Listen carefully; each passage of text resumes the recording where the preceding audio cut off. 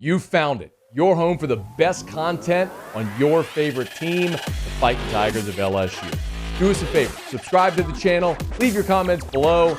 Be sure to smash that like button.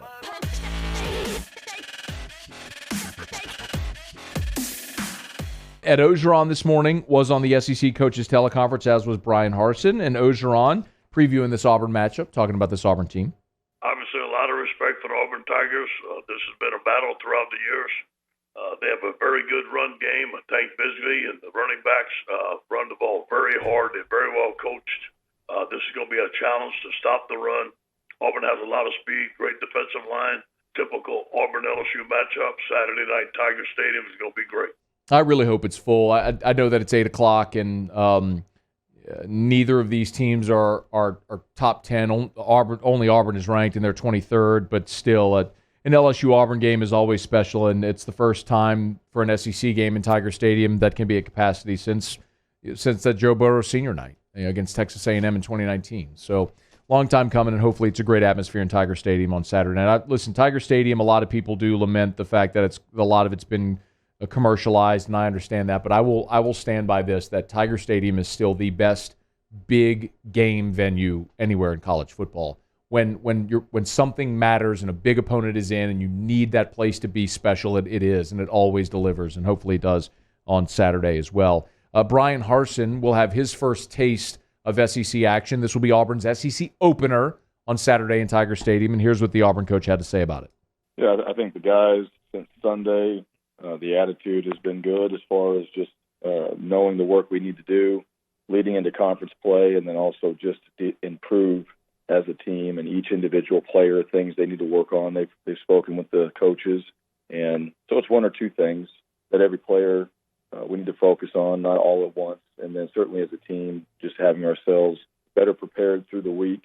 The exciting part is you get a chance to get into conference play, another opportunity to go on the road, play a really good team. I think gets everybody excited about just the challenge that we have in front of us. And as you watch LSU, they're very good, they're very talented. So the guys are hopefully going to show up today and have another good day. I thought yesterday's practice we got some things in, and there was good energy out there. Need to have that again today, and then finish out this week and get ready to go over to LSU and play. So it'll be LSU and Auburn Saturday. We will go deeper dive into the particulars of the matchup as we move through the rest of the week. But what I also found interesting, we've checked in on this every week throughout the year. It's what does ESPN's FPI, their football power index, or the football percentage index, say about the remainder of the schedule. Remember, they have their algorithm, they plug it in, and it spits out win probabilities for every game. At the start of this season, they had LSU around a 7-win team. But you got to remember, some of those games are virtual coin flips, where maybe LSU had a 48% probability of winning a game. It's a coin flip, but if it was, if LSU had a 48%, was less than 50%, so it was in the red, it was a projected loss, is how they had it. So as of right now, LSU's projected win total, according to FPI, is 6.7 wins to 5.3 losses. So somewhere around 6 and 6, 7 and 5 is what FPI is projecting for LSU. A giant part of that reason is, if you're watching, I'll highlight this for you. The strength of schedule rank, the remaining strength of schedule, LSU has the third toughest remaining strength of schedule in the country, according to FPI. That's the problem. When you're a team that has some flaws and you face that type of schedule, how do you manage is certainly a big part of this. But I will remind you that, after LSU faced UCLA, they were only favored from FPI against ULM. That was it.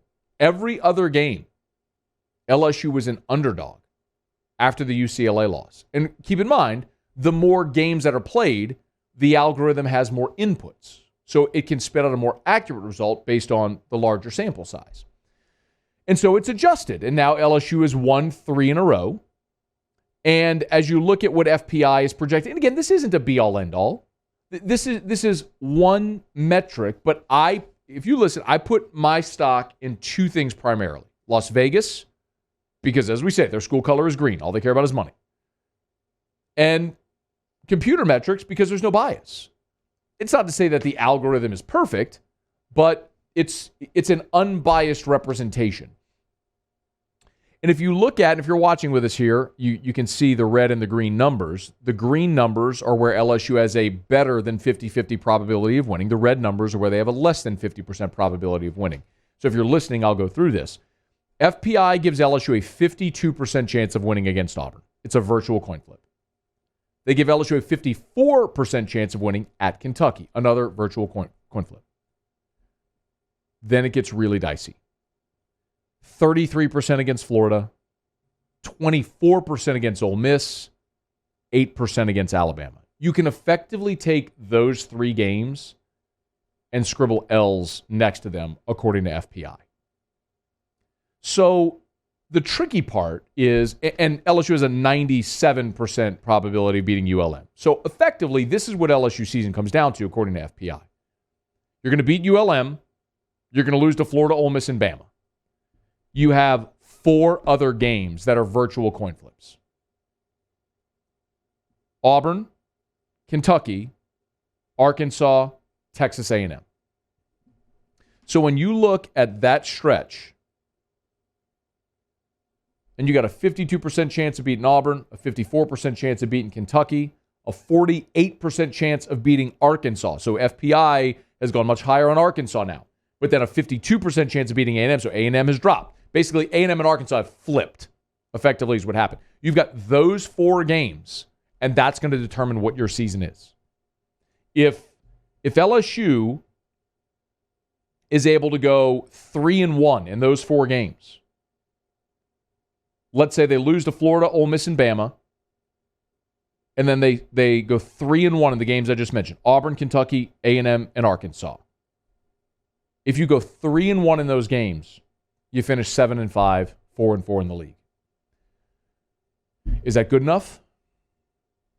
Personally, I don't think so, based on what I've shared with you here, and we've talked about a lot throughout this year, which is for Ed Ogeron, he needed 9-3 to feel safe. 8-4 was iffy, depending on how it looked. 7-5, LSU was going to be hiring a new coach.